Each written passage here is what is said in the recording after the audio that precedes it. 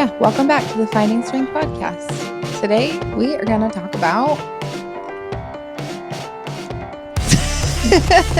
anger. We're talking about anger today. Anger today. Just makes me think of Inside Out and the guy, the red one, and he like burst the fire out of his head. It's my favorite. Makes me think of metal concerts. Of course it does. Well, there's a lot of anger there. You must have been an angry child. There is a part of me that is filled with rage. Not as much. So, anymore. No, I've learned how to deal with it better. Not deal with it better. I really honestly think that with the work that I've done, I think that there's been a literal chemical change in my body's baseline chemistry. Yeah. And I just don't feel that bubbling anger seething beneath the surface all the time. Yeah, I agree. And I think a lot of that comes from accepting things the way they are and being better and getting better at that, practicing that a lot. Yeah, that's true. Because that's a big part. I mean, Yeah. we're going to read about anger right now. Yeah. And that's literally the antidote, right? Yeah, Anyways, anger's a very important emotion. it is a very important. I know what we should start with. 3 main emotions. Okay. Well, we're reading out of Brené Brown, Atlas of the Heart. If you haven't read this, it's a really good book. It's mainly definitions, but the way Brené Brown explains herself, it just makes it so. What did I say this morning? Like it's something so simple, but it broadens like all over. Yeah, it's very widely applicable. She does these very succinct definitions in her way of writing. Yeah. It's at the same time simple and broad. And very understandable. Yeah. I feel like for me, I'm like, oh, that's what it's kind of like a click. So I'm going to pull stuff from her. yeah. So we're going to pull stuff from this. Yeah. Real quick. The name of the book is Atlas of the Heart, Mapping Meaningful Connection in the Language of Human Experience. What the book is they went and they interviewed 7,500 people to identify all the emotions they could get. Brené's lucky because one, now she's like super famous and she has all this money. She's got an entire research team at her backing, and she has graduate students and undergraduate students to do her bidding. So that's how we get all this wonderful information. Thanks, Dr. Brown. It's true. Yeah. But that's kind of how academic research works. Is it's people in school studying things, and we now can benefit from that. And so all of the stuff we're going to read today is data driven. Yeah. Meaning it comes from the research that they have done and pulled from other research. So it's pretty reliable.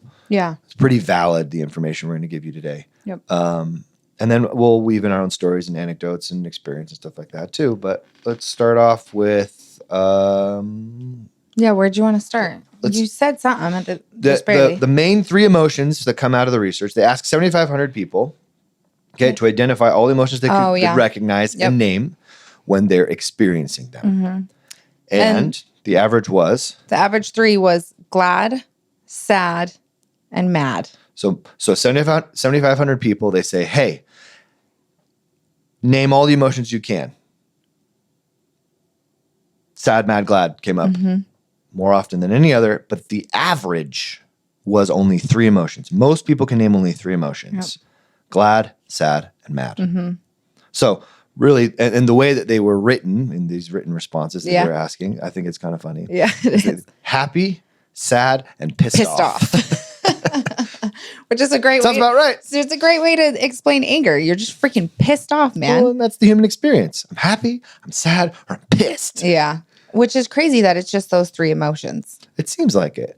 And yet the way that people describe, the way that we describe anger is actually as what's called a secondary emotion, as opposed to a primary emotion. Yes. Yeah. So what secondary emotion typically means is that it's kind of on the surface, and then beneath it are other emotions that are fueling that emotion. It's like an indicator that there's something else going on. Yes. Yeah. I love how she explains in here. She talks about like when a light comes on in your car to check your engine, you pull over and you check your engine. That's what anger is. pull over, check your engine, ask yourself what is going on beneath this, because it's an indicator that there's something else going on. It's your body trying to warn you, Yeah. communicating to you that you need to address something else that's happening. Yep. However, typically, what is the common response to anger? There's two. I internalize and suppress, choke it down, shove it down, or I externalize and I lash out. Yeah. Like, those are the two most common responses. Like, it's not okay. Sure, blame. Yeah, blame. But it's release it onto somebody else. You get angry. You use that fuel that you're feeling, that indicator, and you lash out and you explode all over. Like road rage. Sure. Why would you pick road rage, dear? I feel like we experienced it this morning. Utah drivers are not the best, okay? Here's the thing. That crazy, just kidding. She was crazy. Dude. She wouldn't let us in. I'm like, we have our blinker on, and I was getting angry, and I'm like, 1 second, like one car ahead, you're going to be 2 seconds behind. You're going to be in the same position you were in. I experience more anger in the car than I do in any other place in my life. I talk about this in my talks that I do. I have my bits, right? This is one of my bits is that I call our family vehicle the box of death. Yeah. Because in that box of death, things are going to die. Well, like she says in here, she says anger is also a full contact emotion because it activates our nervous system and can hijack our thoughts and our behaviors. It can take a real toll on our mental and physical health. Wow. Coping with anger that rather than holding on to or expressing chronic anger is crucial for health of our brain and other organs of our body. So, should we break that down? Yeah, let's break that down. So, anger is a full contact emotion. This is a term that Brené uses all the time, meaning that it's visceral, it's physiological, right? Full contact sport, boom, you got your body involved. Anger is a full contact emotion. Second, it activates our nervous system. So, meaning that when I feel anger, my body is then activated with chemistry, namely adrenaline and excess cortisol. It's that fight or flight mechanism, right? That's happening for a very important reason. My body has detected, or my mind has detected, things happening in some sort of unexpected way. Will you read the first paragraph? Yeah. It says, if you look across the research, you learn that anger is an emotion that we feel when something gets in the way of a desired outcome or when we believe there's a violation of the way things should be. So your brain, your mind has this idea, this expectation all the time. And it uses that idea or expectation that, by the way, is based off of your individual experience, your life experience. It uses this expectation to basically decide if things are okay or not, if they're safe or not. Mm-hmm.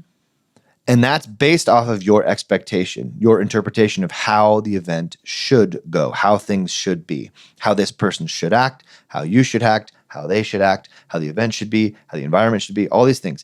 And if things don't go as planned, boom, physiological reaction. Now my neurophysical system has been activated, adrenaline dump, cortisol jump, and I feel the physiological effects of anger. Heart racing, throat tight, veins popping out of my forehead, the fists clenching, stomach freaking in knots, teeth gritting, and I'm ready to freaking ram somebody with my car. Well, that would be like requirements, right? It's like we're setting up requirements for ourselves. And when our expectations don't meet those requirements, then the freak out happens. Bingo. Yeah. Yes. We set up so many requirements. How do you not set up requirements or expectations? I just feel like as humans, we just naturally do that. How do we stop naturally doing that? Become more aware of how unrealistic our expectations are. Read the next part. Which part? When we feel anger, When we feel anger, we believe that someone or something else is to blame for an unfair or unjust situation. And that something can be done to resolve the problem. So that's the key, that last part. Let's read it one more time. When we feel anger, we believe that someone or something else is to blame for an unfair or unjust situation. So somebody else is the problem, right? Their fault. Them. Something outside of me is the problem. It's not going the way that I want, but it's outside of me that the problem is, right? Yeah. And there's something I can do to fix it. That's the feeling, right? The anger is motivating me to do something. Yeah. To And check act, light's on. That's the behave. check light. No? Yes, that's the wise way to observe anger. Yeah. However, the primitive, animalistic, childlike feeling of anger, think about right? One of the best ways to look at psychology and to understand the motivation behind your behavior is to look at like a young child and why they do what they do. Because it's pretty obvious why kids do what they do, especially like toddlers, right? Yeah. So let's pick a scenario. A toddler doesn't want to go to bed. Right? We don't Yep. ever have this situation in our house last night. And they don't want to go to bed, right? Because they have a perception. What's the perception? What's their expectation? What's their requirement? I don't know. What is it? You tell me. Think about it. What a little kid is watching a TV show, reading a book, whatever, and it's bedtime. Yeah. What do they believe? How do they see the world? How should the world be for that kid? They don't need to go to sleep Why not? because they want to keep playing or Why do they want to keep playing? Why do they want to keep playing? Because they don't want to go to sleep. Sure. But they don't want the fun to stop. They want to Yeah. have control. Yeah. They want things to go the way that they want. They don't want to be told what to do. Sound familiar, anybody? This is what we do. And we get told what to do. And then this physiological reaction happens inside. And I think, okay, if I get pissed off enough at this person who's telling me what to do, I'll get to do what I want. Anger is motivating me to do that. And think about a little kid. If the anger does that, and your kid gets angry at you, and you say, okay, fine.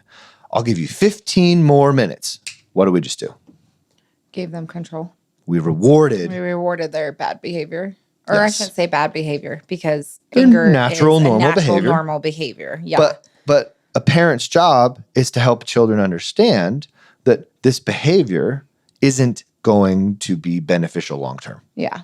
You can't just freak out Yeah. when you don't like something that's happening. Yeah. You can't just get upset because things aren't going the way you wanted them to. Well, I feel like you can get upset. Sure. Go ahead. Get upset and then do something about it afterwards. But sometimes there's nothing you can do. For sure.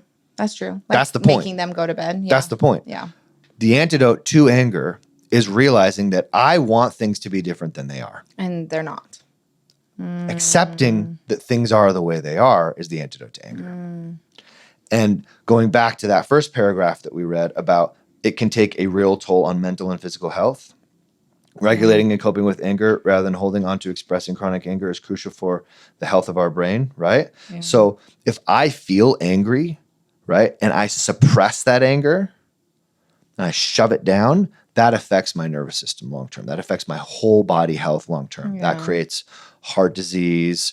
It's been linked to cancer. It's been linked to major physical health problems, autoimmune disorders, right? And I deal with this all the time because, you know, my boys that I work with, my girls, my boys, all the coppers and the veterans and all these really, really angry sons of bitches who are just pissed off all the time because they think things should be different than they They are. are. Yeah. And so this is a lot of the work that we do, right? Yeah.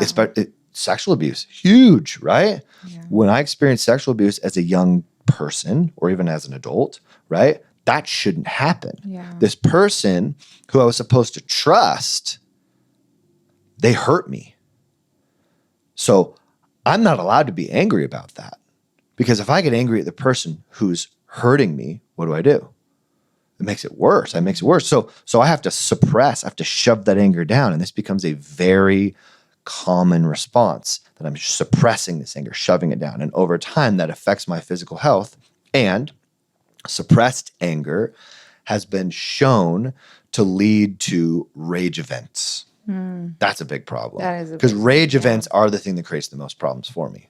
So all my first responders who are listening to this, right? The reason why we're seeing it seems like the reason why we're seeing this uptick in post-traumatic stress disorder diagnoses, depression diagnoses, suicidal ideation, things like that. It's not going down like we expected it to, despite all of our interventions. And alongside that, what we're seeing also is an increase in incidents that require some sort of, reprimand or some sort of intervention from administration, right? Like a routine traffic stop that turns into this crazy all-out battle with this person who won't put their cigarette out, right? Why am I not able to regulate my emotions? Because I've been suppressing all these emotions. And now all of a sudden, I'm in a traffic stop.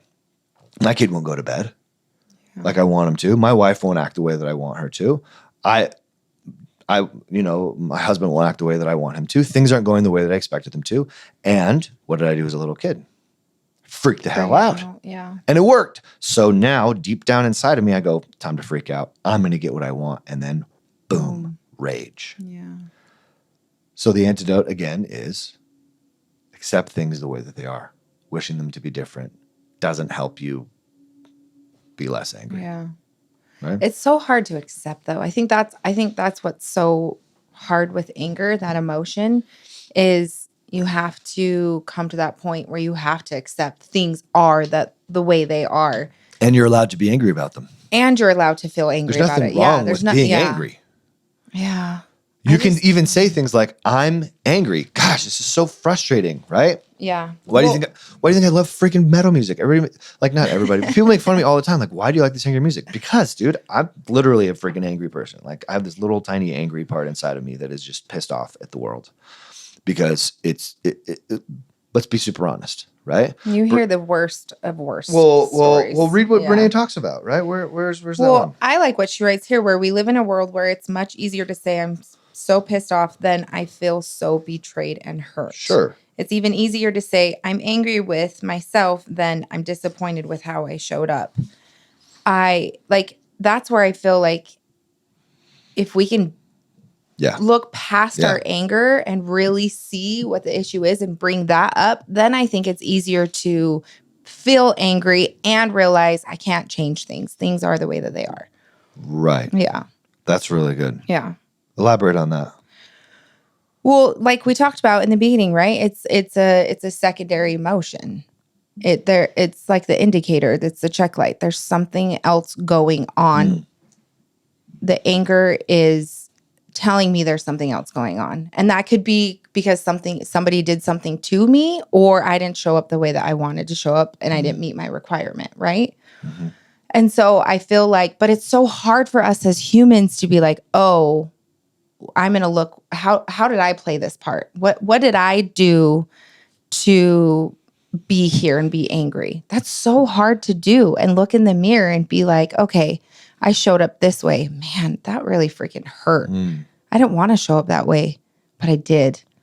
Okay, now can I face that and say like, okay, it is the way that it is, and move on? It's hard as a human to do that. Sure. And it is hard. And I think it's important that the more that we can face our anger and really see what is underneath it, the more we become aware, and the more that we can, like you said, how your anger part has gotten smaller. You've had more awareness to it, and you've been able to not have it take up so much part in your body, and it's gotten smaller because we face it. You faced it. Mm-hmm. And so I just feel like us as a society, if we could face and look within more individually and see how we are showing up in the world, how am I contributing to things, then I feel like anger would kind of, we wouldn't be like blowing up people on airplanes and sure, and stuff like that. And I don't know. It's just because we have these really strong beliefs. Yes. And they are central to my identity. Yeah. But I just feel like, why do we push them on people? Because we're taught to. Yeah. And to be honest. That is true. I spent 2 years of my life pushing stuff on people. Yeah. I was told that was the most noble thing that I could do. Yeah. Because I wanted to go help people. But maybe the way we go about helping people is wrong. Yeah. Maybe I don't We're know like, how here, to. this is what you need. And it's like, no. Let's ask them what they need. This is one of the most important principles, right? Mm-hmm. It's this self-determination thing. I know what I need, but it's been shrouded and clouded and overshadowed by all this information that I've been given throughout my entire life. But if I truly was born with everything I need, like we tell our kids, doesn't that internal intuition need to be nurtured? Yeah. Need to be fed? Yeah. Allowed? Yeah. Given permission? Be seen. To do its job? Yeah. Yeah, that internal light thing, it's powerful. It is powerful. And I feel like, I don't know, in society, right? Like we see someone who's angry and then we just like label them right away. They're an angry person. They're an angry person. But it's like, no, we all feel that emotion. Then we're all angry people. But it's just, anger is just such, it's a big one. It really is a big one because it's attached to so many other emotions. And I think, so, well yeah, let me read this. Yeah. No. I want to stay on this. Yeah. Brene writes, and I think anger is often the most compassionate response to experiencing or witnessing injustice. It can often be a powerful catalyst for change that doesn't need to be explained or justified. And I still think that behind the anger is a tempest of pain, grief, betrayal, disappointment, and other emotions. Oh, so good. She's a poet, man. It's like, it gives me chills because it just makes me feel like anger should be normal. Normalize it. It is. She normalizes it. She normalizes it because it is that indicator light. It's letting me know that something else is going on beneath. It's not just anger. It's more complex than that. There's more to it. It deserves to be explored rather than ignored. Yeah. I don't need to suppress it. I need to understand it. Yep. Almost become friends with it. Yeah. Because what it's actually showing me, and I if you meet me or if you know me, one of the things that you're going to understand very quickly is that I'm going to feel like a lot. Yeah. I am often called passionate. That might show through on the podcast a little bit. Because I am a little angry. I am hurt. There are injustices in the world. Yeah. Things are not okay. And I think we need to be angry about that. Yeah. And as much as people want peace, because we do want peace, I can't wish for peace unless I become a warrior for peace. And Buddhism talks about becoming a warrior for peace. And that's called a bodhisattva. That's one of the most desirable titles that you can ascribe to yourself within the Buddhist belief system. And Buddhism is all about peace and joy and letting things go and accepting things the way they are. Yet the label that we're given when we accept the Buddha and his teachings is a bodhisattva, which is this warrior for peace. So what does a warrior for peace do? Well, what does a warrior do? He fights. He's unapologetic. He's passionate. She's enraged at times at the injustice. But how we choose to respond, that's what makes all the difference. And you look at the greatest figures in history who were impassioned with anger at the injustice, right? Who comes to mind? Amazing, brilliant people who've changed the face of the earth. Yeah. Gandhi, he was not happy about the way things were. He was bold about how he spoke out, right? Mother Teresa, she was bold, right? These are modern figures, right? Martin Luther King, man. Yeah. I was just bold. thinking about him. Yep. Right? You want to get political, right? People are angry right now because of the way things are, right? And I'm not going to come out and support any one specific candidate, but like, dude, this RFK guy is amazing. He's coming out being bold. He's angry about the way things are. Things aren't going the way we want them to. And people are upset about this. And if you're upset about the way things are, good. Fucking do something. Yeah. And this is what I teach people all the time. You have a voice. Do something. Yeah. You don't need to accept things the way that they are all the time. Yeah. We accept that I have control over my situation and that I can do something about my situation, but not necessarily about the circumstance. I accept the circumstance and focus on what I can do and use that fuel inside of me, that pain, that hurt, that sorrow, that passion, that energy, that love, to go and change the world around me. Yeah. I mean, how do we found our country? Why does this country exist? What's the whole point? We were pissed. It's true. That is true. We were pissed because we weren't allowed to do what we needed to do. We didn't have the freedom that we wanted. So what did we do? We became warriors. Yeah, we might be doing that again. We're losing sight of that. Yeah. We're missing the truth about what's really going on. Yeah. We're distracted by stuff. We're being distracted. Probably. That's why we need to have awareness of ourselves and what we're in control of. Yeah. Yeah.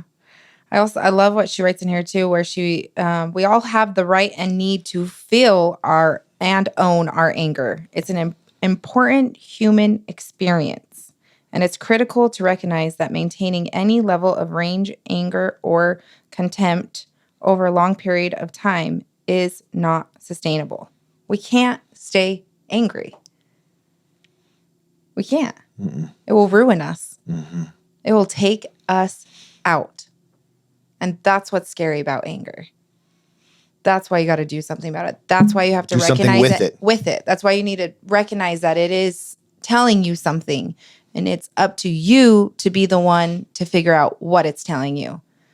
And there's a choice in how you express that anger. Oh, yes. How do you want to react? That's what you have control over. That choice is very important. Because if I want to use my anger to oppress, to abuse, and to hurt others, that's not what that's for. Mm-hmm. It's to support and help and love and care for and fight for those people who can't fight for themselves. The injustice. That's what it's there for. To help the human race become better. Yeah. To save your family. Right? Yeah. Think about justifiable moments where I feel that impassioned fuel for life-saving, right? Yeah. That's innate. It is. There's nothing wrong with that. But misguided and misdirected, when I choose to use it in the wrong way, that's where we've gone wrong. That creates all this disconnection. Yeah. Well, because anger is a catalyst, and she writes, even holding on to it will make us exhausted and sick. Internalizing anger will take away our joy and spirit. Externalizing anger will make us less effective in our attempts to create change and forge connection. It's an emotion that we need to transform into something life-giving: courage, love, change, compassion, justice. Boom. That is so beautiful that we can take something that's so, like, I think about Mason when I read this part. Talk about injustice, right? Mm-hmm. Having 5 family members taken away from you in one car accident. He has the right to be pissed off, like so pissed off. But what is he doing about it? He's making a fucking change. Courage. A huge change. He has so much courage to show up every single day the way he shows up. Think about the best people you know. Like the people who you just like love to be around. Yeah. The people who are your favorite people, who every time you see them, you light up. Those people are unapologetic. They don't live small. They're big. They're big. They're courageous. They're compassionate. They're full of life and love and energy. And when things don't go their way, are they not people who are willing to express that and say something about it and be bold? Yeah. I feel like people, too, who struggle with people who are like that need to, like, look at themselves and ask themselves why they're so bugged by people who are so bold and courageous and being unapologetic. You must have some anger inside you. Sure. And you're afraid of it. Of course, yeah. Because maybe you've seen anger expressed in ways that isn't fueled by love and compassion, change. It's fueled by fear, grief, hurt. And that's been directed at you unjustifiably. And so anger becomes this very scary thing. But you have to remember, anger is a double-edged sword. Yeah. It's never just one. It's always both, right? Yeah. It's like the two truths we talk about. Truths. Two truths. Yep. You're angry and you can be angry about it. And it's also an indicator to teach you something. What are you going to do about it? How are you going to show up? Choose. What's the choice you're going to make? Yeah. Want to read that last one? Talks about this perfectly. Yeah. Or sometimes anger can mask a far more difficult emotion like grief, regret, or shame. And we need to use it to dig into what we're really feeling. Either way, anger is a powerful catalyst, but a life-sucking companion. Whew. Powerful catalyst and life-sucking companion, depending on how you choose to use this fuel. Because if we break this down and just really simplify things, all that's really happening is your body's experiencing a chemical change that we have labeled as anger, and you know what it feels like because of the label that we've given it, but that chemical change has some innate purpose. 300 million years of evolutionary development have created this innate chemical concoction in your body that is designed to do something for you if you choose to use it in an effective way. Are there ineffective ways to use it? Yes. And you have to learn that throughout your experience, throughout your experimentation, throughout your process, and choose to use it in the way that's effective. And what do we know about anger? What's the effective way to use anger? Get mad. When it's fueled by what? Hate? Well, yeah. Fear. Is that effective though? To use anger that's fueled by hate and fear? No, it's not effective. Sorry, I misinterpreted. So what's the effective way to use anger? When it's fueled by love. Compassion, understanding, a desire for change, speaking up for someone who can't speak for themselves. Then it's justifiable. But then is it really the same? Is that really the same? Are those two things the same thing? Are they really both anger? Or have we just chosen to label it that way? And that's the point, right? Of this idea. I talk about this all the time. We call it semantics, but we use language to describe things. But our ability to describe things using language is extremely limited. There are things that I can comprehend way beyond my ability to express them with language. And that's what we're talking about here. Yeah. It's this feeling, it's this understanding, it's this inner knowing of a truth that goes beyond my ability to express it with language. And that's what you might feel inside of you when we're talking about some of these difficult topics. What do I feel? What's my body telling me? What's my soul, my spirit, myself, right? What's it telling me about this thing? And how should I use that inner knowing, that intuition, to show up in the world? That's what we're trying to create, trying to change, trying to understand about ourselves individually. Yeah. That's the process. That's the life purpose, right? This process of development and growth and understanding and creation and change over time. All of that inner chemistry is designed to fuel that, to motivate that. And if I become more aware of that inner chemistry and how it's designed to do what it does, the more empowered I am to take that inner chemistry to do good in the world, instead of to create more of the hate and fear and anger and injustice. Yeah. It's hard to have that awareness, but the more that you start paying attention to it, the easier I feel like it gets.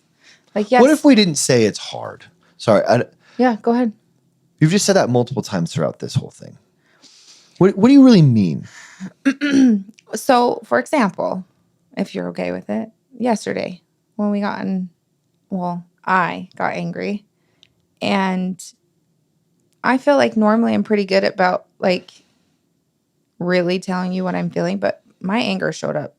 It took over yesterday. Like it took over. And I was saying the things that I was angry about, but I'm sitting here thinking, and at the end of the day, we talked about it. But the things I was angry about, really, I was just hurt because I needed you to show up a certain way and you didn't. But I couldn't say that. I just started being angry and like not saying nice things. Sure. And Because you needed something from me. Because I needed something from you, but it's so hard as a human to tell people what you need. It just is. I don't know. Maybe it's not for other people. For me, it's really hard to be like, hey, I need this from you right now. Do you think that I think it's because this is why. Because it's vulnerable. It is. The vulnerable has to be tied with anger somehow because that's the courage part. Yeah, it's the courage part. When we are super angry and we need something, it's so hard to be like, hey, I'm going to put my hand out and be like, Matt, this is what I need from you. And you could easily shut me down. And damn, that hurts even more. And then that builds anger up even more. So I think that's why I use the term hard, because for me, it's hard to get vulnerable because when you are showing courage, you can get shot down. But now that I'm thinking about it, I have to be okay with myself getting shot down if I get shot down. And obviously I know with you. Yeah. Well, and I don't want to shut you down, of course. No, and you didn't, but I was too scared. My anger showed up first and I yelled at you and all these things. And then I walked away and I went in our closet and I was just like, I just have to sit here and calm down because my anger is taking over. And then you came up and we talked a little bit, but I still couldn't say things. And then you left and I was able to like kind of be with myself again. And then I was able to come down and be like, hey, this is what I need from you. But in the moment when that anger shows up, it's so hard to recognize that underneath anger, it is something. What do you think it was? So go to 222. Oh, okay. Okay, so in 222. This is really cool. Behind the anger might be. So she has this pinwheel. If you're watching on YouTube, you can kind of see this. Yeah, you can kind of see this. But behind the anger, she has this, and it says it might be, and then she lists a bunch of other emotions.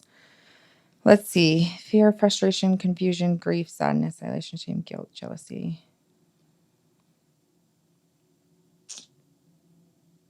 I think for me yesterday, like what was it that I was really feeling? Probably like loneliness. Okay. See, and immediately that helps me understand what it is that you, and we have to be careful here. And this is a hard one for frustration also. Frustration, sure. A hard one for people to understand. And this gets me in hot water a lot with clients and things like that, because we say this thing that we say all the time is like, I needed this, but we have to be really careful because there's three different things there. Is it a need, a want, or a desire? And those are three very different things, because this word need implies that if I don't have it, then there's something very wrong that's going to happen. So if we can kind of play the semantics game real quick and understand that maybe it wasn't necessarily like a need was unmet. You're so correct. I wanted something from you. I wanted something and from really you, what that comes down to, if it's a want, this is a request. That's a requirement. If I'm saying it's a requirement, yes. Mm-hmm. Right? An expectation that I have for this other person. And if they do this thing, then I'll be okay. I've given all my power to this other person. See, and you say this now and it's so logical. And I was like, yeah, I totally understand this. But in the moment when I'm angry, poof. Well, and this is the power of, like, we're going to take a little veer off into the world of anxiety. This is the power of anxiety. When I have this impending thing that is just like looming above me all the time and I can't stop thinking about it and I worry about it, ruminating, and it lives rent free in my rumination, right? That is going to influence my chemistry, and I'm going to live higher on the acidic acidic pH scale, and I'm going to have literally my baseline cortisol levels are going to be more elevated, and I'm more likely to dump into anger more quickly, and my anger responses might be more extreme than they normally are because I'm already worried and anxious. So in moments of, and in times of, and in scenarios of, and in life situations of extra anxiety, it's even more important that we differentiate between needs, wants, and desires. Yeah. Because if I say, I need this and I'm not getting it, that sounds like justifiable anger, but I'm mistaken because it's really what I want from you. I have this request. Yep. And here's my request for you. If you can do this for me, that would help me a lot. And I had fear. I didn't want to ask you. Yeah. Wanted you to read my mind. Come on, guys. Can't you just read our minds? Yeah. And on my end, same thing, right? Yeah. We both wanted the same thing. I wanted to feel validated. I wanted to feel heard. I'm confused too. I'm frustrated. I'm overwhelmed. Yeah. I have a lot of stuff going on. There's so many things. For me, 9 times out of 10, I don't know about you guys, but helplessness sends me straight to anger because there's nothing I can do. Yeah. And I felt helpless a ton as a little boy. Oh my gosh. I feel the knot in my throat. Like I get a little teary just even thinking about how helpless I was. There's nothing I could do all the time. And so what I do, I get locked in my room and I'd punch fucking holes in the walls. And I get angry. I had holes in my walls all the time. And I'd break stuff and I'd tear stuff up and I'd just like freaking, and I'd pack my bags. I actually saw this video the other day, this like little TikTok video thing.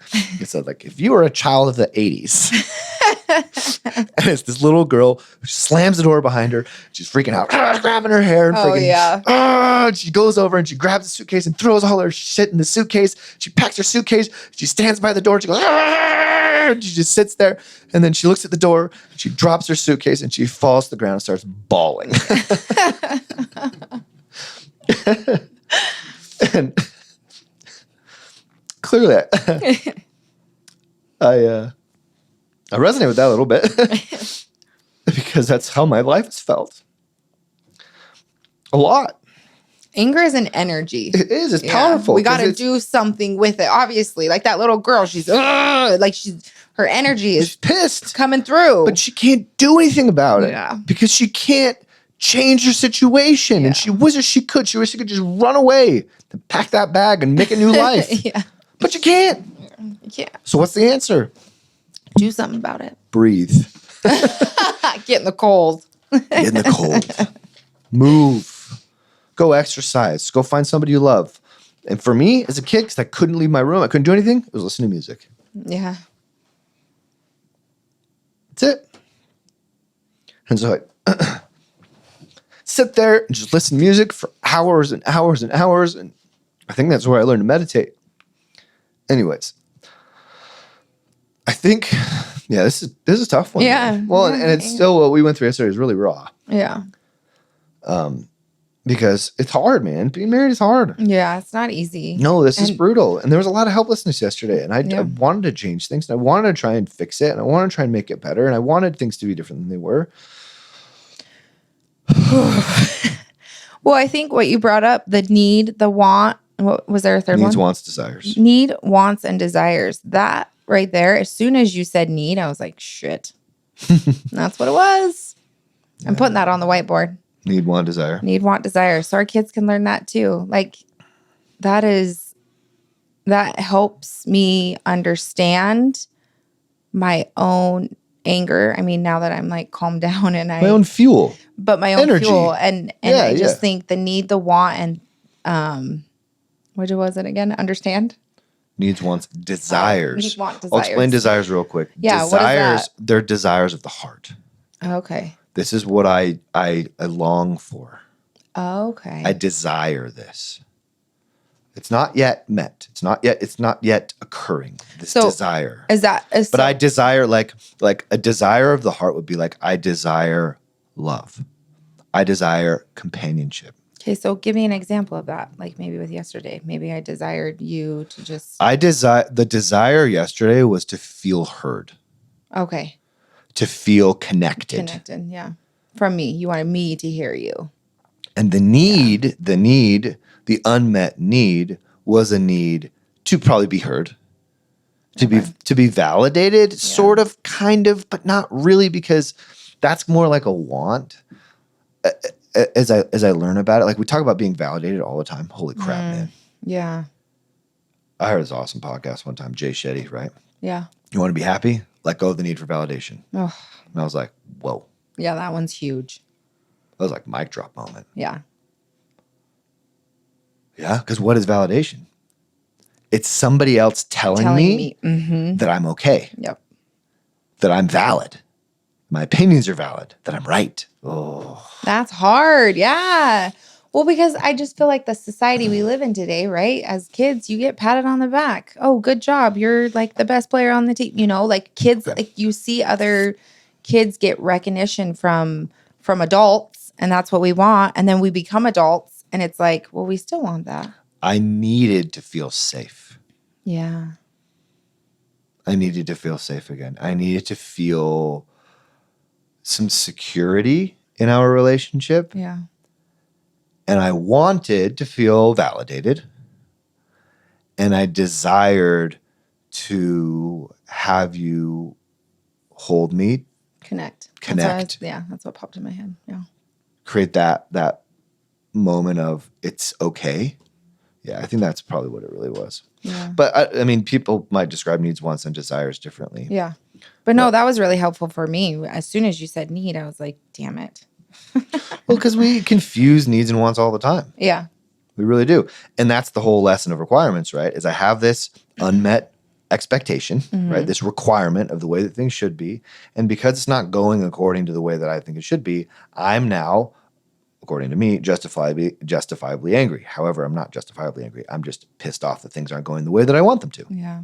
Well, and I think that's where we can talk about when we are feeling this really strong emotion of anger, we are not thinking logically. Like legit, our logic brain shuts off and our emotion part of our brain just is flooding our body with that feeling. Yeah.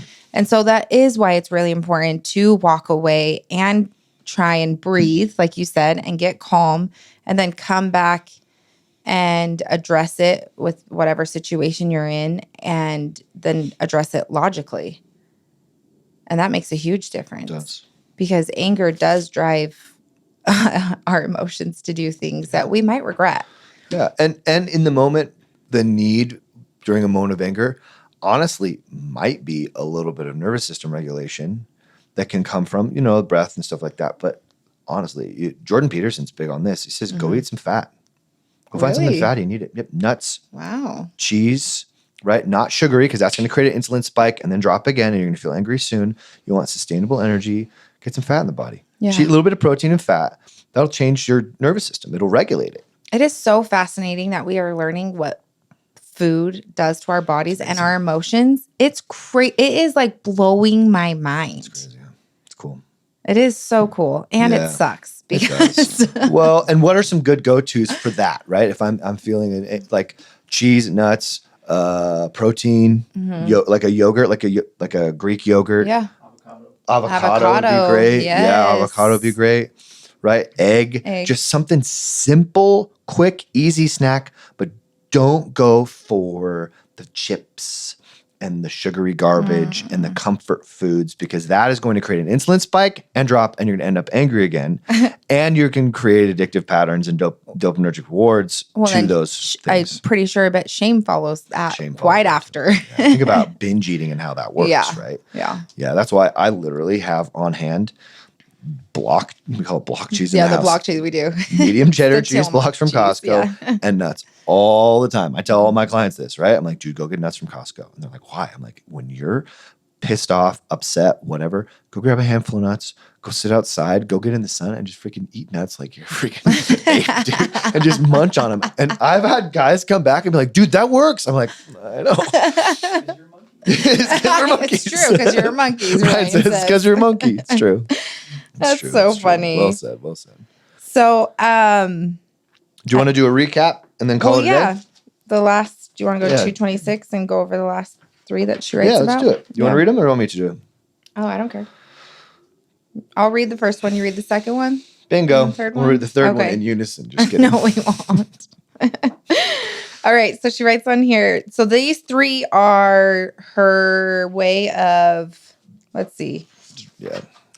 There are so many competing lists of primary emotions. I don't know if it matters whether anger belongs on one of those lists. Here are the three things I do know from the work I've done over the past 20 plus years. Interjecting real quick. Yeah, go ahead. She's talking about primary emotions because there is some debate on whether anger is a primary or secondary emotion. Earlier, she talks about how many researchers would cite anger as a primary emotion. However, in her research, what Brene has found is that it's probably a secondary emotion. But more importantly, not secondary, indicator. Yeah. Letting you know that there's something beneath. And she talks about that here. Yep. Okay, so. Number one is anger often masks emotions that are more difficult to name and or more difficult to own. That's good. That's a tough one. Yeah. That's because anger is socially acceptable. Mm-hmm. I can be angry, but I can't be hurt because that's weak. Well, and I can be angry, but I can't be sad. Well, and it's a negative. Like people are like, oh, he's an angry person or oh, she's an angry person. And then you're labeled as this angry person, but it's like, everyone feels angry. Sure, but you're missing it. What I'm saying is anger is a more acceptable emotion socially than being hurt is. Yes. Yeah. That's what I'm trying to say. Yeah, you are correct. It right? is. And sure, we get labeled as an angry person, but I'd rather be an angry person than a weak person because anger is viewed as strong. Strong. Yeah. So that's the social issue. If we show our emotions and are real, then we're known as weak. Yes. Yeah. Yes, exactly. Stupid. Number it's two. Not true. Just as an indicator light in our car tells us to pull over and check things out, anger is a very effective emotional indicator light that tells us to pull over and check things out. Simple. Easy to understand. So simple, yeah. Brilliant. So she does so good at making you understand it in such an easy way. Yeah, she's great. Number three, anger in response to experiencing or witnessing injustice, pain, and struggle can be a powerful catalyst for change. But by definition, a catalyst sparks change. It's not the change. That's big. So anger is a catalyst. It's the spark. Yep.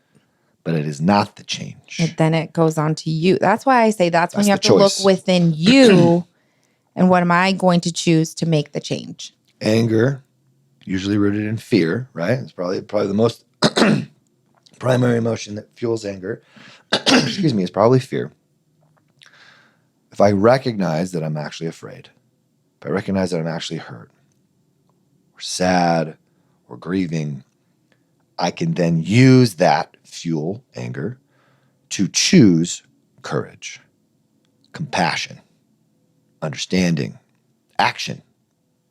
That's the motivation from anger. I have a question for you.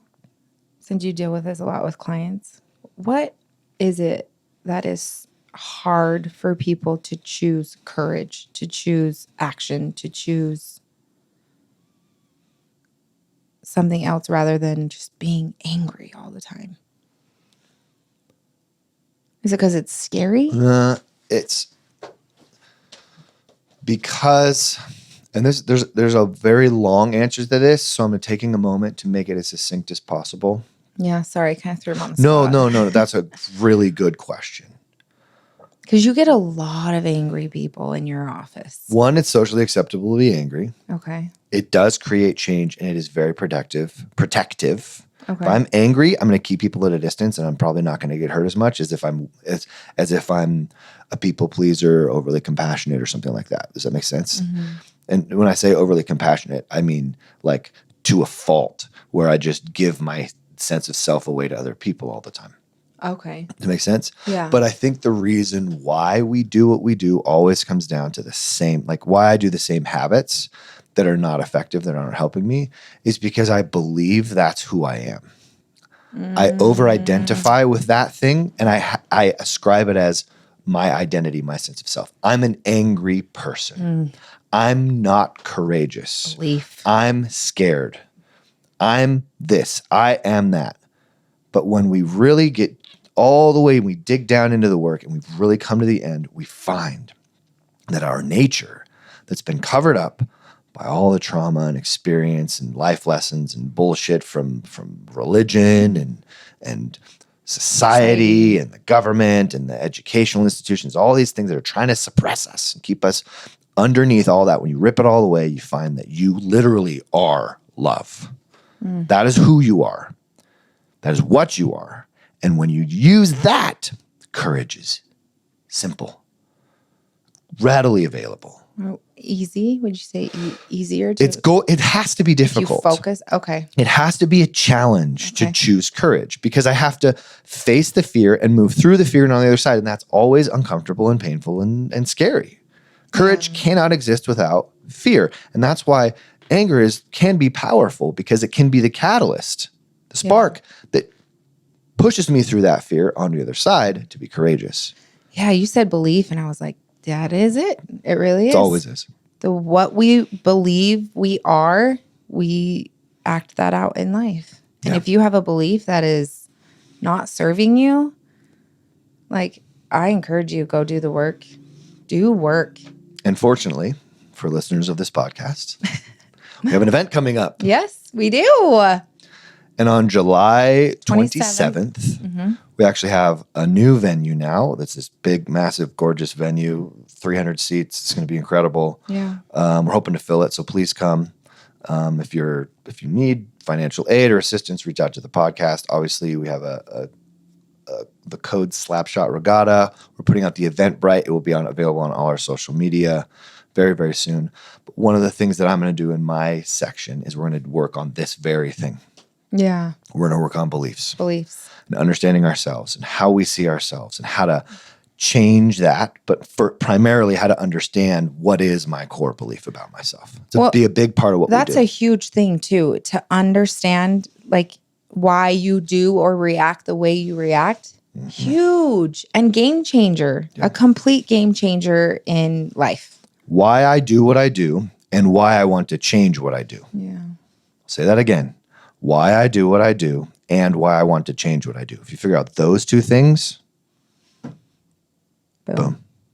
And it's not like, you're not going to have your ups and downs. Oh, you will. Sure. But what's really cool is your reaction to those things. You see it slowly changing, and it's awesome. And it changes your baseline chemistry. Yeah. You can use these tools that we're going to teach and that we teach on the podcast here to change your baseline chemistry. So it'll be easier to regulate your emotions and to change the way you see yourself in the world, right? Yeah. It's like you've had these goggles on your whole life, right?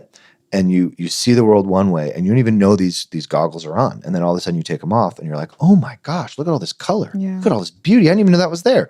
The goggles that we wear, that's the belief system. Knowledge is key, man. It's powerful. More stuff you figure out. Yeah. Well, thank you for getting vulnerable. I appreciate you. I appreciate you. Thank you. Yeah. Thanks, guys.